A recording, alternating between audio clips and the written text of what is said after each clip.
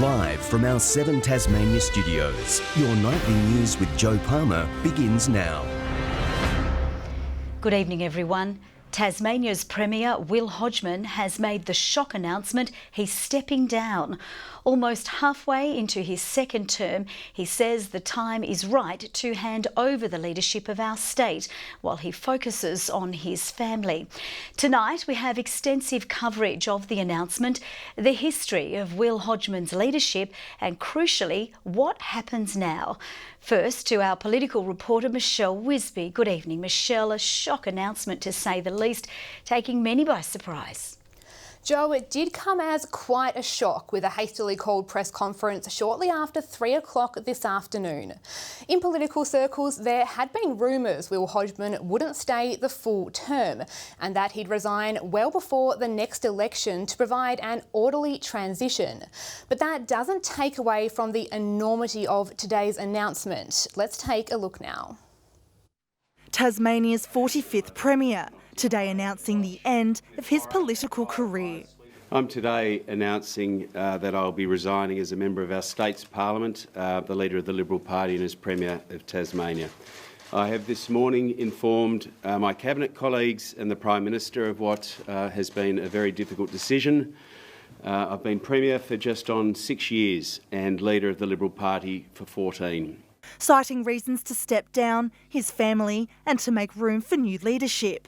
He says he's only just decided on the shock move. And I honestly didn't finally arrive at it until the last day or so over the weekend, talking with my family, because it's a big call. It's a great honour and a privilege, and I hate to think that I'll be letting people down, and I know that a lot of people place their trust and faith in our government to give away, to step aside from a job I love like nothing else other than my family is a big decision to make, but I do genuinely think it's the right one for our state.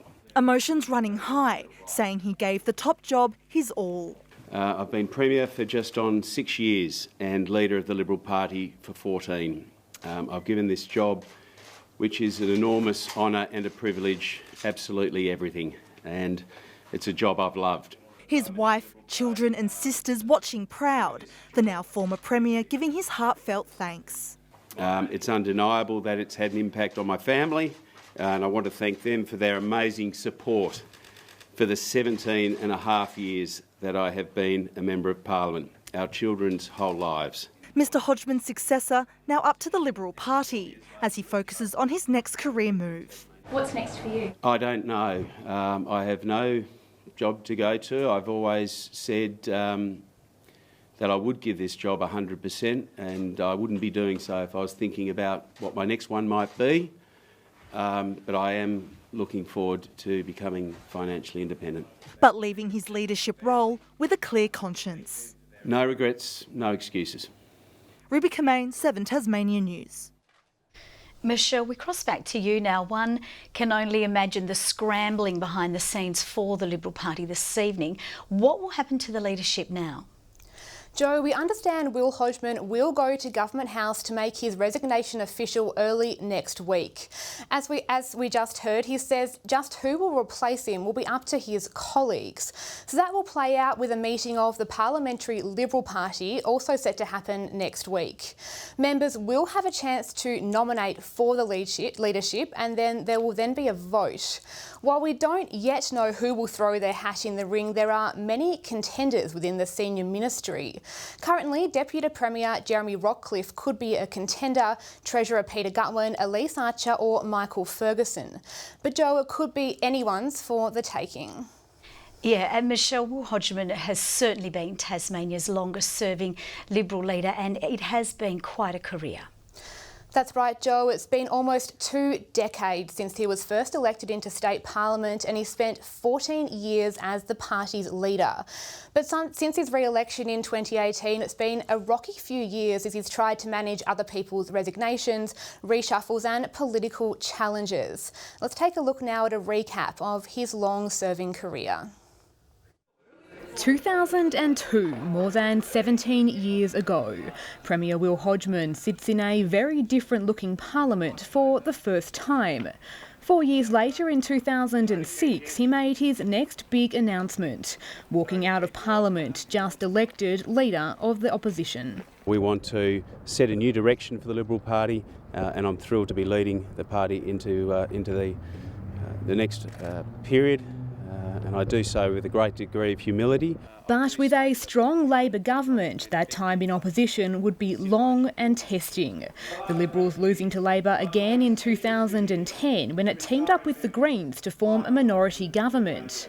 But 2014 would be the year that all changed. Tonight, Tasmanians have voted for change. Will Hodgman breaking his party's drought and taking the Liberals to victory, Premier for the first time. And we will be different from the government of the past, but we are one that is now working for the future. Proving to be a popular leader, securing victory again just 2 years ago in 2018. Never before have I had a stronger resolve to lead a government, a majority Liberal government, that will forever do what is in our state's best interests. But since then, it's been a rocky 2 years for the Premier. Under Will Hodgman's watch, Liberal stalwarts left the party. He instructed a major cabinet reshuffle and worked to manage major divisions within the party. The state battled with demands on health and housing. But today, it all came to an end. Looking back on almost 2 decades of political life, he says ending his time in top job with Tasmania leading the nation's economy was a highlight. What that means is not just about an economic result and a scorecard, but it means more jobs for people, more opportunity for Tasmanians. Coming a long way since his early days inside the chamber. Michelle Wisby, 7 Tasmania News. Most parts of northern Tasmania were blanketed in a thick haze today, with air quality readings reaching unhealthy levels. Our reporter Garth Burley joins us now in Launceston. Good evening, Garth. What are conditions like currently? Well, Joe, the haze is lingering and has done for some days now across the north and northwestern parts of the state. The air quality today rated as unhealthy in 22 towns, including Launceston, Devonport, Scottsdale, stretching as far along the coast as Smithton. The smoke drifting into Tasmania from bushfire-ravaged parts of New South Wales and Victoria. The Weather Bureau is forecasting conditions to get even worse. And we are expecting that it will probably become thicker as the day goes on Wednesday. But it's expected to clear on Thursday. In the meantime, the Health Department says the people at serious risk are those with respiratory problems, the elderly and children under 5. So, Joe, the advice is to stay indoors as much as possible. Authorities are investigating the theft of registered firearms from a New Norfolk residence yesterday afternoon. Police were called to the property at 4:30 after the owner returned home to notice the front door had been forced open. 7 firearms and their ammunition were taken from a gun safe inside the house. Long-term parking in Kingston will remain free for now after Kingborough Council decided against charging motorists. A proposal had been put forward to charge $5 for all-day parking. The plan had sparked backlash from locals who use the parking to catch public transport into Hobart. But the Mayor says they'll now hold off until new park and ride facilities are completed. I want to create a cost that's too much for them to bear. So it's about finding a balance, and in the long term we think it's about putting park and ride on the outskirts and having long-term parking available for workers during the day. Council is also looking at developing a master plan to attract businesses to Kingston and help retain local workers. One of our state's premier summer events, the Taste of Tasmania, is set for a new direction. The festival's organiser is leaving after her mission to reinvigorate the event. But as she leaves, she says the biggest challenge for the Taste's future is cash flow. Celebrating a successful taste, the last one for festival director Brooke Webb. The most recent festival seeing over 225,000 visitors enjoying local food, beverages and entertainment. We have resuscitated and reinvigorated the Taste Festival. I am talking to people and hearing their experiences, and I'm kind of reminded that we did some pretty great things. The search now continues for a new festival director and a new vision for the festival in the coming years. Taste is a much-loved festival. It's been going in Hobart for 30 years. And so having fresh energy and fresh ideas is so important. The change comes as the City of Hobart reduces its funding of the iconic event, with the state government locked in to cover the shortfall until 2021. It is fair to say that the Hobart ratepayers have been putting in a lot of money over many years to make this taste work. Currently, New Year's Eve and the daily reserve seating areas are the only revenue drivers that we have at the festival. The challenge now to increase revenue to ensure its longevity, with Council not ruling out making the next event ticketed.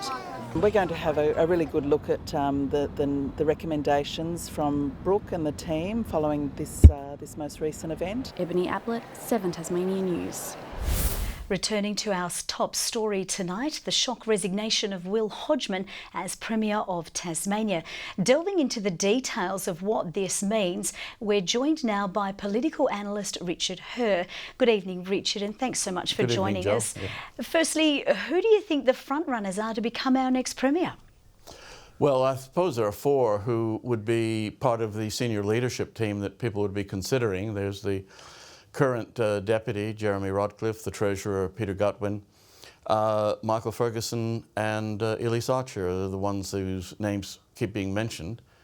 I thought it was interesting in Will's sort of resignation speech. He gave a bit of a push-up by commenting on how well Jeremy Rodcliffe had performed as his long-term deputy. And he also talked up the economy and the role that the economy has played in the success of government, which obviously is at least notional support for Peter Gutwin. It'll be very interesting to see how that plays out, that's for sure. Richard, can I ask you, what do you think of Will Hodgman choosing now to make this announcement? Well, in political terms, it's, as he himself said, it's mid-term. It gives people 2 years to settle into the job and make their own mark so that when they go into the next election, they'll be fighting on their agenda rather than on an agenda finishing off a Will Hodgman agenda. So politically it makes sense. In terms of his own personal relations and circumstances where he's going, of course, we don't know yet. In terms of where the party goes with this, it will be interesting because he was brought into the job in part to keep the Hodgman name front and centre in the Liberal Party. But since that time, when he was somewhat reluctantly drafted into the job, he actually has made the brand his brand, not his family brand. So he's made it his own, and he will be difficult to replace because of that. Yeah, and finally, Richard, just quickly, looking at the electorate of Franklin, who is going to take his seat in Parliament?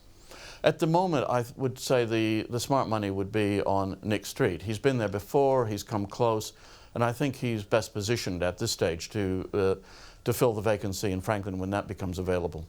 Okay, Richard, thank you so much for joining us this evening, political analyst Richard Hur.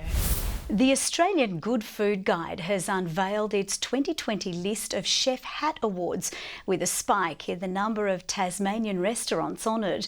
Restaurateurs saying the state's fresh produce is a key reason for the success. The release of the 2020 Australian Good Food Guide's Chef Hat Awards is enough to make tummies grumble. More than 400 restaurants have made the list across the country, with Tasmania cementing itself on the map as a foodie destination. Hobart restaurants Franklin and Fico sharing the top spot for the state, both honoured with 2 hats. In the north, Joseph Cromie restaurant is the winner of the region, retaining its coveted chef's hat. The restaurant is renowned for its wine, processed on site, and food made with fresh Tasmanian produce. We want to continue to match our winemakers, and that's a big challenge for me, is always trying to put something on a plate or create an experience which represents what they do also. Meanwhile, Launceston's Geronimo Aperitivo Bar and Restaurant receiving special recognition for its paddock to plate philosophy. I think Tasmania's got such fantastic quality produce. We work with amazing small suppliers who grow the best quality. They put so much care and attention into whether it's livestock or seafood and how they handle it, or vegetables.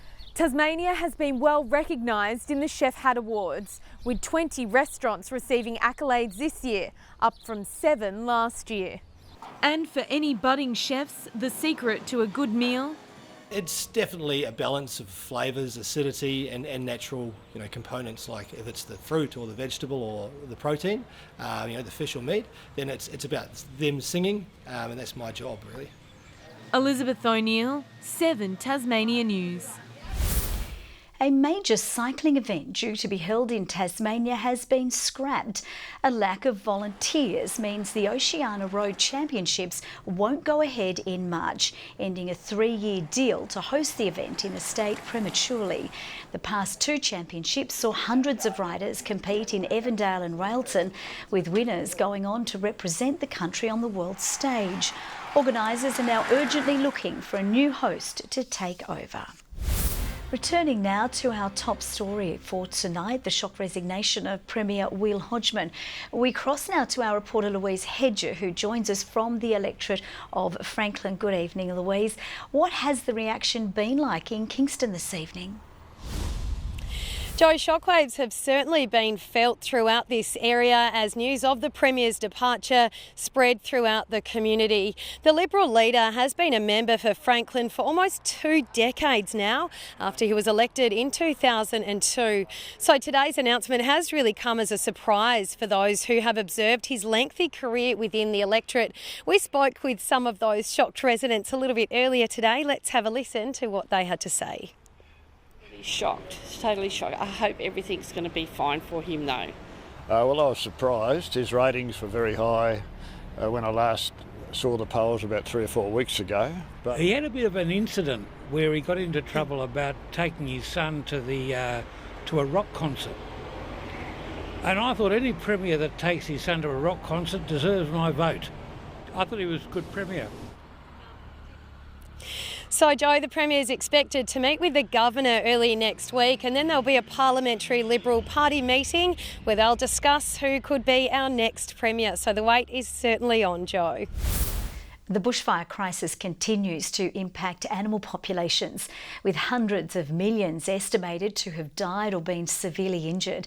Tasmanian vets, organisations and individuals are digging deep, donating vital medical supplies to help with the treatment and recovery process.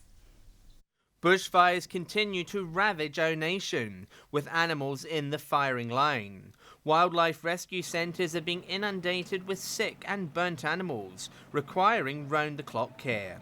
It's left many in Tasmania watching on with a sense of helplessness. We see all this money being poured in for donations, but it just breaks my heart seeing the animals and hearing that over 500 million have already lost their life. We know through our sister schools interstate that there have been volunteers, staff members and clients that have had to evacuate. Tasmanians are stepping up in this time of need.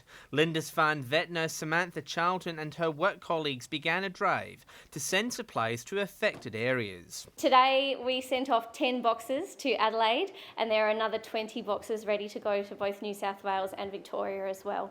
What started as a small venture eventually took off, with clients, community groups and fellow clinics contributing. We've been really overwhelmed with the generosity of our clients as well. They've all been coming to us asking how they can help. We've had people come in off the street buying products. Guide Dogs Tasmania also donating excess supplies of bandages, first aid kits and other material. They say it's a chance for them to repay those who've supported their program. Being a charity ourselves, we thought, what can we do to help? People are always lending a hand and helping us, and we thought we would pay it forward. John Hunt, 7 Tasmania News. It's been described as an emotional roller coaster.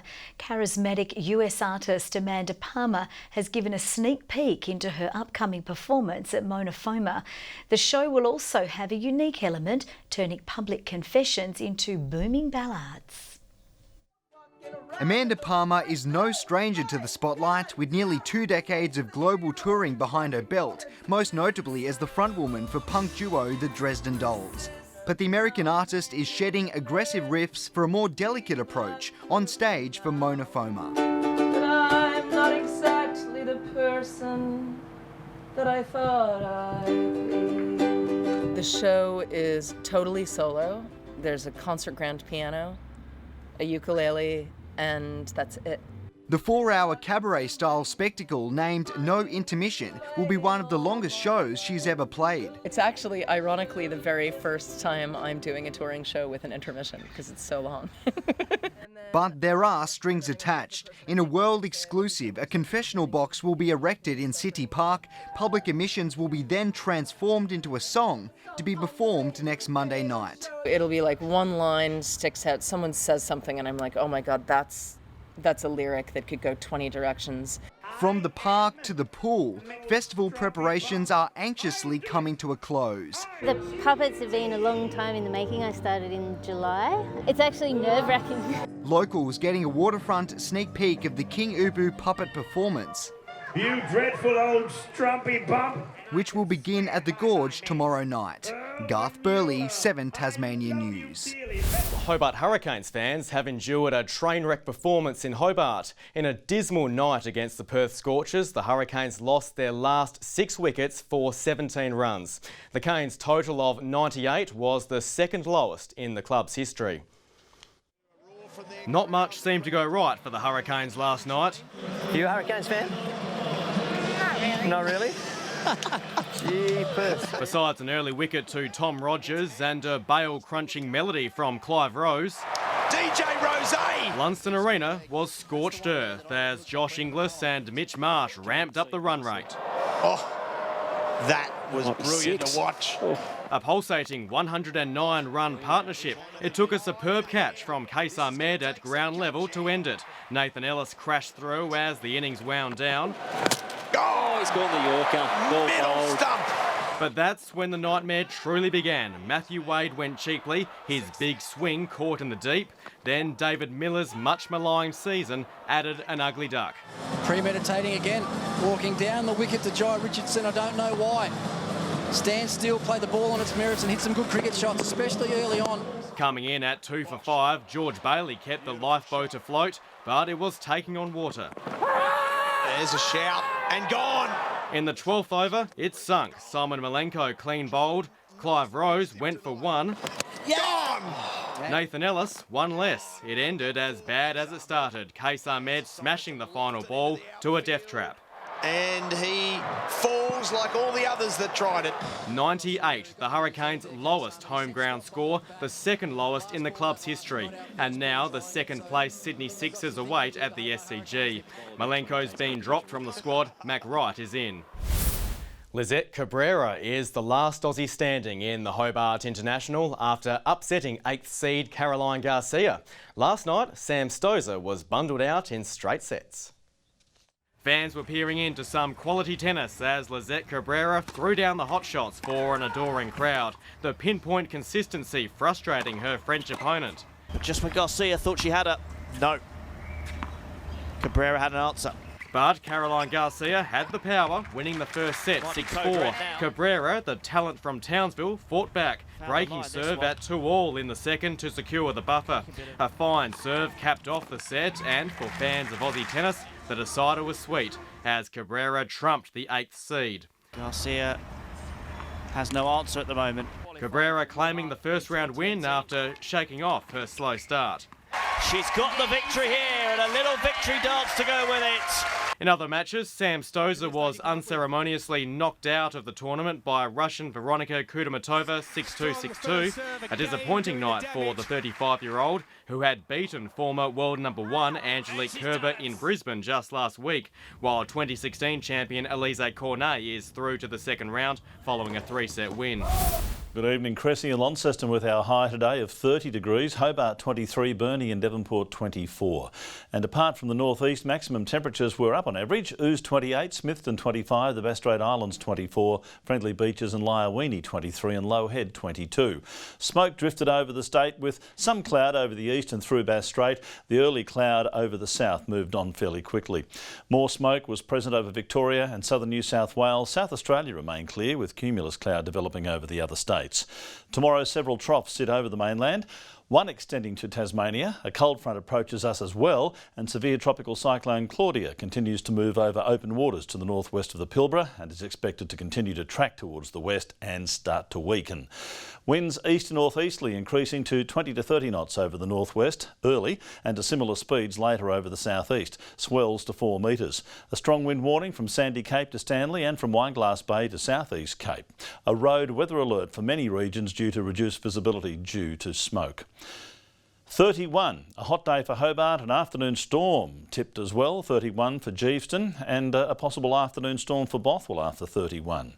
Launceston warming up to 29, a shower or two with smoke haze, 24 the top for Devonport, a hot day for Cressy and 30 degrees.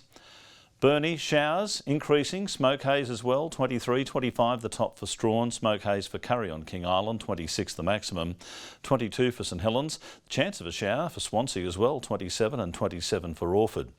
The UV, very high 9s for Burnie and Strawn and extreme for the rest of the state. On Thursday, showers easing during the day, the chance of morning thunderstorms for the north and east. Mainly fine on Friday, plenty of sunshine over the north and west. And on Saturday, partly cloudy conditions but remaining fine, a slight chance of a shower over the east. Sunny in Perth, partly cloudy and 28 in Adelaide. Smoky ahead of an afternoon storm predicted for Melbourne. Partly cloudy in Sydney and showery for Brisbane with the chance of a storm as well. Mostly sunny and 21 degrees for Hobart and Devonport at the moment, and right now in Launceston 27. Joe, that's the forecast up to date. Okay, thanks so much for that, Murph. That's all from the team for now. Have a lovely evening and good night.